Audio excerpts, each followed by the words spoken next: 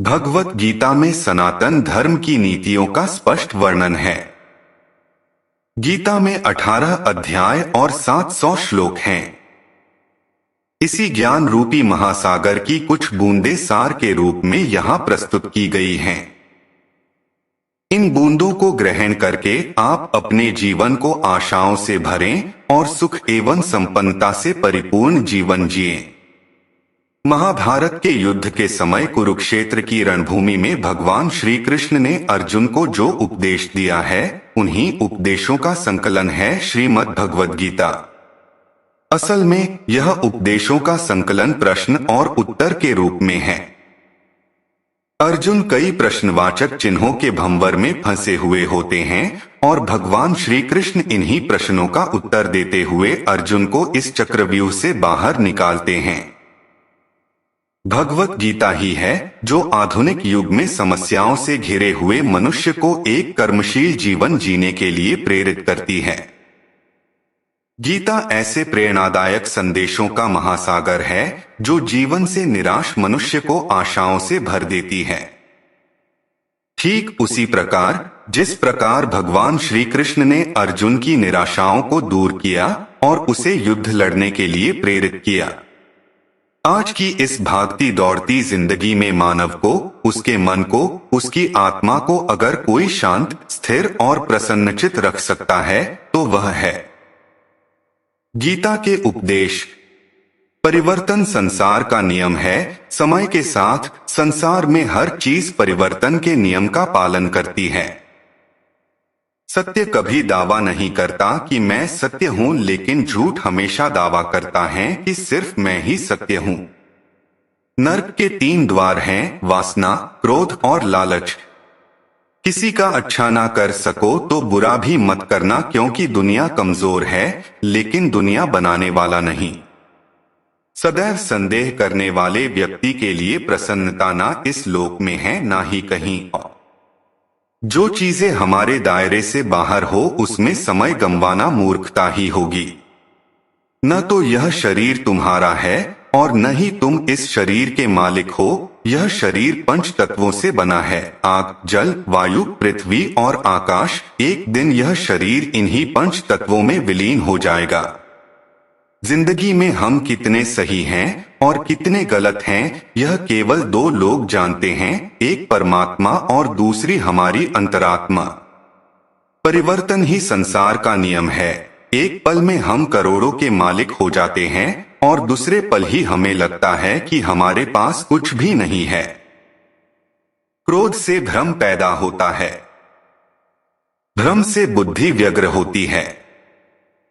जब बुद्धि व्यग्र होती है तब तर्क नष्ट हो जाता है। जब तर्क नष्ट होता है तब व्यक्ति का पतन हो जाता है। जैसे अंधेरे में प्रकाश की ज्योति जगमगाती है, ठीक उसी प्रकार से सत्य की चमक भी कभी फीकी नहीं पड़ती। इसलिए व्यक्ति को सदैव सत्य के मार्ग पर चलना चाहिए। मनुष्य जिस रूप में ईश्वर को याद करता है, ईश्वर भी उसे उसी रूप में दर्शन देते हैं। अपने आप को भगवान के प्रति समर्पित कर दो, यही सबसे बड़ा सहारा है। जो कोई भी इस सहारे को पहचान गया है वह डर, चिंता और दुखों से आजाद रहता है। इंद्रियों की दुनिया में कल्पना सुखों की प्रथम शुरुआत है और अंत भी जो दुख को जन्म देता है। मन की गतिविधियों, होश, श्वास और भावनाओं के माध्यम से भगवान की शक्ति सदा तुम्हारे साथ है और लगातार तुम्हें बस एक साधन की तरह प्रयोग करके सभी कार्य कर रही है। बुरे कर्म करने वाले, सबसे नीच व्यक्ति जो राक्षसी प्रवृत्तियों से जुड़े हुए हैं और जिनकी बुद्धि माया ने हर ली है, वो मेरी पूजा या मुझे पाने का प्रयास नहीं करते। बुद्धिमान को अपनी चेतना को एकजुट करना चाहिए और फल के लिए इच्छा छोड़ देनी चाहिए। सज्जन व्यक्तियों को सदैव अच्छा व्यवहार करना चाहिए, क्योंकि इन्हीं के पद चिन्हों पर सामान्य व्यक्ति अपने रास्ते चुनता है। निर्माण केवल पहले से मौजूद चीजों का प्रक्षेपण है। अपने अनिवार्य कार्य करो, क्योंकि वास्तव में कार्य करना निष्क्रियता से बेहतर है। इस संपूर्ण संसार में कोई भी व्यक्ति महान नहीं जन्मा होता है, बल्कि उसके कर्म उसे महान बनाते हैं। गीता में कहा गया है, कोई भी अपने कर्म से भाग नहीं सकता, कर्म का फल तो भुगतना ही पड़ता है। अपने कर्म का पालन करो, क्योंकि वास्तव में कर्म अकर्म से बेहतर है। सही कर्म वह नहीं है जिसके परिणाम हमेशा सही हो, अपितु सही कर्म वह है जिसका उद्देश्य कभी गलत ना हो। इंसान हमेशा अपने भाग्य को कोसता है, यह जानते हुए भी कि भाग्य से भी ऊंचा उसका कर्म है जिसके स्वयं के हाथों में है। बिना फल की कामना से किया गया कार्य ही सच्चा कर्म है। ईश्वर चरण में हो समर्पण वही केवल धर्म है। ज्ञानी व्यक्ति ज्ञान और कर्म को एक रूप में देखता है। ज्ञानी व्यक्ति को कर्म के प्रतिफल की अपेक्षा कर रहे अज्ञानी व्यक्ति के दिमाग को अस्थिर नहीं करना चाहिए। अप्राकृतिक कर्म बहुत तनाव पैदा करता है। किसी और का काम पूर्णता से करने से कहीं अच्छा है कि अपना काम करें, भले ही उसे अपूर्णता से करना पड़े। अच्छे कर्म करने के बावजूद भी लोग केवल आपकी बुराइयां ही याद रखेंगे, इसलिए लोग क्या कहते हैं इस पर ध्यान मत दो, तुम अपना कर्म करते रहो। कर्म उसे नहीं बांधता जिसने काम का त्याग कर दिया है। जन्म लेने वाले के लिए मृत्यु उतनी ही निश्चित है जितना कि मृत होने वाले के लिए जन्म लेना। इसलिए जो अपरिहार्य है उस पर शोक मत करो। आत्मा किसी काल में भी न जन्मता है और न मरता है, और न यह एक बार होकर फिर अभाव रूप होने वाला है। आत्मा अजन्मा, नित्य, शाश्वत और पुरातन है। शरीर के नाश होने पर भी इसका नाश नहीं होता। जैसे मनुष्य जीर्ण वस्त्रों को त्याग कर दूसरे नए वस्त्रों को धारण करता है, वैसे ही देही जीवात्मा पुराने शरीरों को त्याग कर दूसरे नए शरीरों को प्राप्त होता है। जो आत्मा को मारने वाला समझता है और जो इसको मरा समझता है, वे दोनों ही नहीं जानते हैं, क्योंकि यह आत्मा न मरता है और न मारा जाता है। वह जो मृत्यु के समय मुझे स्मरण करते हुए अपना शरीर त्यागता है, वह मेरे धाम को प्राप्त होता है। इसमें कोई संशय नहीं है। लोग आपके अपमान के बारे में हमेशा बात करेंगे। सम्मानित व्यक्ति के लिए अपमान मृत्यु से भी बदतर है। वह जो इस ज्ञान में विश्वास नहीं रखते, मुझे प्राप्त किए बिना जन्म और मृत्यु के चक्र का अनुगमन करते हैं। मैं ऊष्मा देता हूँ, मैं वर्षा करता हूँ और रोकता भी हूँ, मैं अमरत्व भी हूँ और मृत्यु भी। व्यक्ति जो चाहे बन सकता है यदि वह विश्वास के साथ इच्छित वस्तु पर लगातार चिंतन करे। जब वे अपने कार्य में आनंद खोज लेते हैं, तब वे पूर्णता प्राप्त करते हैं। याद रखना, अगर बुरे लोग सिर्फ समझाने से समझ जाते तो बांसुरी बजाने वाला भी कभी महाभारत होने नहीं देता। जो बीत गया उस पर दुख क्यों करना, जो है उस पर अहंकार क्यों करना, और जो आने वाला है उसका मोह क्यों करना। हमारी व्यर्थ की चिंता और मन का भय एक ऐसा रोग होता है जिससे हमारी आत्मीय शक्ति बिखर जाती है। हर व्यक्ति का विश्वास उसकी प्रकृति के अनुसार होता है। जो इंसान किसी की कमी को पूरी करता है वो सही अर्थों में महान होता है। जो हुआ वह अच्छे के लिए हुआ है, जो हो रहा है वह भी अच्छे के लिए ही हो रहा है, और जो होगा वह भी अच्छे के लिए ही होगा। हे पार्थ, मैंने और तुमने अपने कर्तव्यों को निभाने के लिए धरती पर कई अवतार लिए हैं, लेकिन मुझे याद है और तुम्हें नहीं। मेरे लिए ना कोई घृणित है ना प्रिय, किंतु जो व्यक्ति भक्ति के साथ मेरी पूजा करते हैं वो मेरे साथ हैं और मैं भी उनके साथ हूँ। मनुष्य अपने हृदय से जो दान कर सकता है वो अपने हाथों से नहीं कर सकता, और मौन रहकर जो कुछ वो कह सकता है वो शब्दों से नहीं कह सकता। प्रत्येक बुद्धिमान व्यक्ति को क्रोध और लोभ त्याग देना चाहिए, क्योंकि इससे आत्मा का पतन होता है। मैं उन्हें ज्ञान देता हूँ जो सदा मुझसे जुड़े रहते हैं और जो मुझसे प्रेम करते हैं। मैं सभी प्राणियों को समान रूप से देखता हूँ, ना कोई मुझे कम प्रिय है ना अधिक। लेकिन जो मेरी प्रेम पूर्वक आराधना करते हैं वो मेरे भीतर रहते हैं और मैं उनके जीवन में आता हूँ। सब धर्मों का परित्याग करके तुम एक मेरी ही शरण में आओ, मैं तुम्हें समस्त पापों से मुक्त कर दूंगा, तुम शोक मत करो। प्रबुद्ध व्यक्ति सिवाय ईश्वर के किसी और पर निर्भर नहीं करता। मेरी कृपा से कोई सभी कर्तव्यों का निर्वाह करते हुए भी बस मेरी शरण में आकर अनंत अविनाशी निवास को प्राप्त करता है। हे अर्जुन, केवल भाग्यशाली योद्धा ही ऐसा युद्ध लड़ने का अवसर पाते हैं जो स्वर्ग के द्वार के समान है।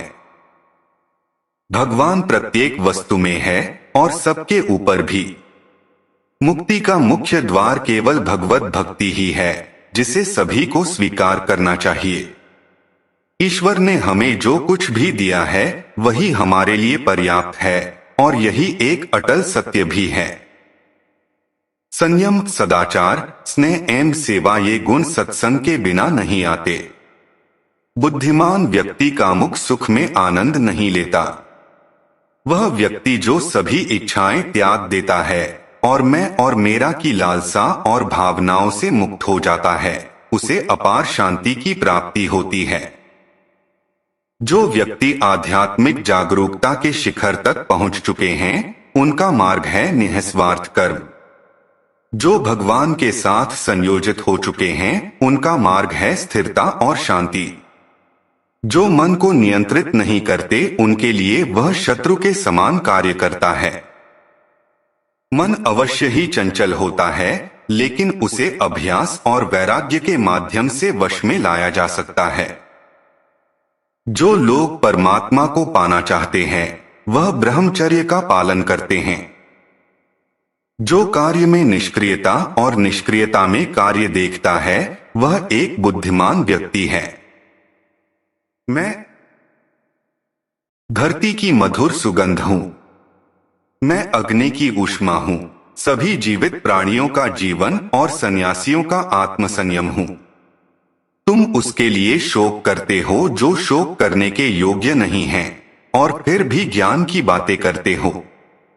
बुद्धिमान व्यक्ति ना जीवित और ना ही मृत व्यक्ति के लिए शोक करते हैं।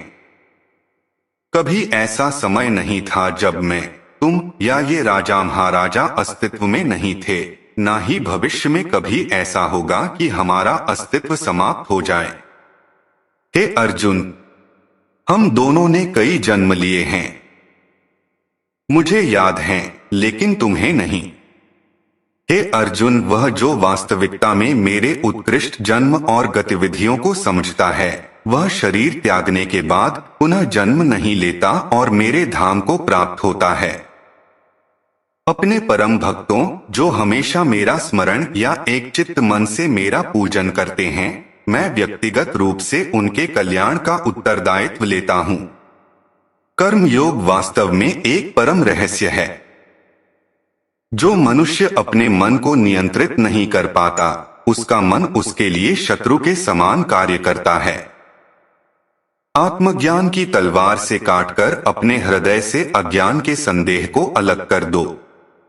अनुशासित रहो, उठो, माफ करना और शांत रहना सीखिए। ऐसी ताकत बन जाओगे कि पहाड़ भी रास्ता देंगे। ईश्वर की शक्ति मनुष्य के होश, भावनाएं और मन की गतिविधियों के माध्यम से सदा उसके साथ रहती हैं। बुद्धिमान व्यक्ति को समाज कल्याण के लिए बिना आसक्ति के काम करना चाहिए। आपके सार्वलौकिक रूप का मुझे न प्रारंभ न मध्य न अंत दिखाई दे रहा है।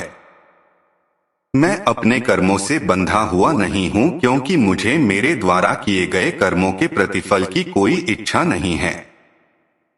यद्यपि मैं इस तंत्र का रचयिता हूँ, लेकिन सभी को यह ज्ञात होना चाहिए कि मैं कुछ नहीं करता और मैं अनंत हूँ। जब वे अपने कार्य में आनंद खोज लेते हैं तब वे पूर्णता प्राप्त करते हैं।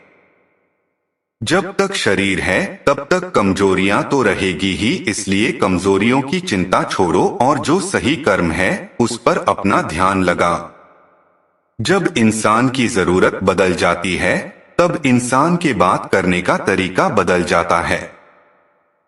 ईश्वर से किए गए प्रार्थना से इंसान की परिस्थिति या तकदीर बदले या ना बदले, पर उस प्रार्थना से इंसान के चरित्र में जरूर बदलाव आता है। वह जो सभी इच्छाएं त्याग देता है और मैं और मेरा की लालसा और भावना से मुक्त हो जाता है, उसे शांति प्राप्त होती है। इंसान को जीवन में अपने इच्छाओं के अनुरूप जीने के लिए जुनून की आवश्यकता होती है, वरना हर इंसान की परिस्थितियां तो हमेशा विपरीत ही होती है। इस जीवन में ना कुछ खोता है ना व्यर्थ होता है। जीवन न तो भविष्य में है न अतीत में है, जीवन तो बस इस पल में है। जो इस लोक में अपने काम की सफलता की कामना रखते हैं वे देवताओं का पूजन करें।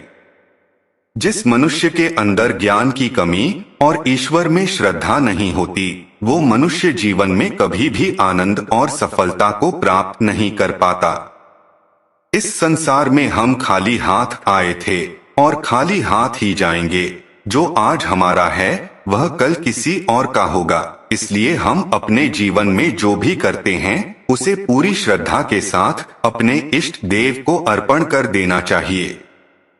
हे अर्जुन, तुम्हारा क्या गया जो तुम रोते हो? तुम क्या लाए थे जो तुमने खो दिया? तुमने क्या पैदा किया था जो नष्ट हो गया? तुमने जो लिया यहीं से लिया, जो दिया यहीं पर दिया। जो आज तुम्हारा है कल किसी और का होगा, क्योंकि परिवर्तन ही संसार का नियम है। जो कोई भी जिस किसी भी देवता की पूजा विश्वास के साथ करने की इच्छा रखता है, मैं उसका विश्वास उसी देवता में दृढ़ कर देता हूँ।